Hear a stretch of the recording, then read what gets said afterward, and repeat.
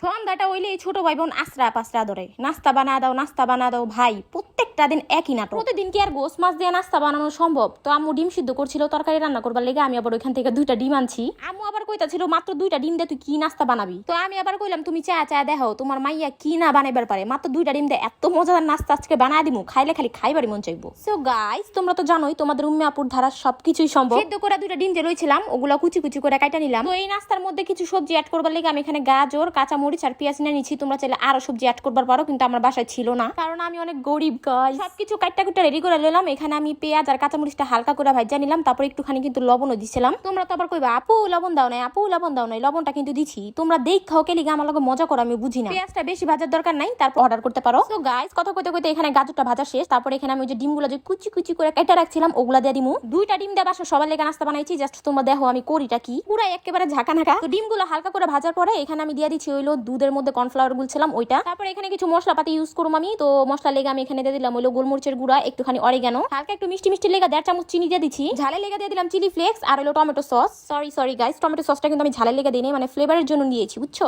দিয়েছি মানে ভিডিও তো বয়স দিবার গেলে 100টা ভুল হইব। এটা না হইলে মনে করো যে আমার পেটের ভাত হজম হয় না। তো এখানে আমি সুন্দর করে নাড়া ছেড়ে যে একটা ক্রিমি মতো একটা টেক্সচার আইব যখন, তখন আমরা নামা ফেলামু চুলাতে। তারপর একটা পাত্রের মধ্যে আমি একটুখানি পানি দিচ্ছি, দিয়ে দিছিল লবণ আর হলো সোয়াবিন তেল দিয়া ওই যে একটা রুটির ডো বানালুমু। রুটি মানে কেমনে বুঝা মতন করে, তোমরা যে সকালবেলা রুটি খাও যেমনি রুটির ডোটা বানাও ওইরকম করে বানানিবা।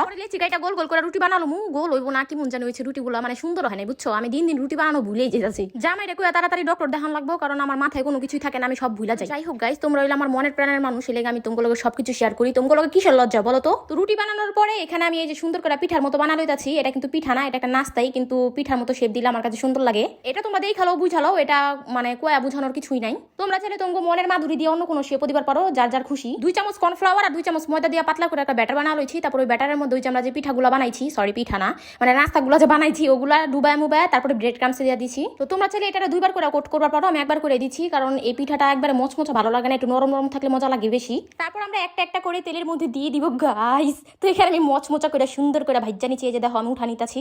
এরকম ইউনিক রেসিপি আর সহজ রেসিপি তোমরা আর কেউ দিব না, মাত্র 2টা ডিম দিয়ে এতগুলো নাস্তা বানাইছি। কি সুন্দর লাগতেছে দেখো, মানে বাসায় যদি কোনো মেহমান আহে তোমরা যদি এটা বানায় খাওয়াও পুরাই ফিদা। আর সাউন্ডটা তোমরা শুনো,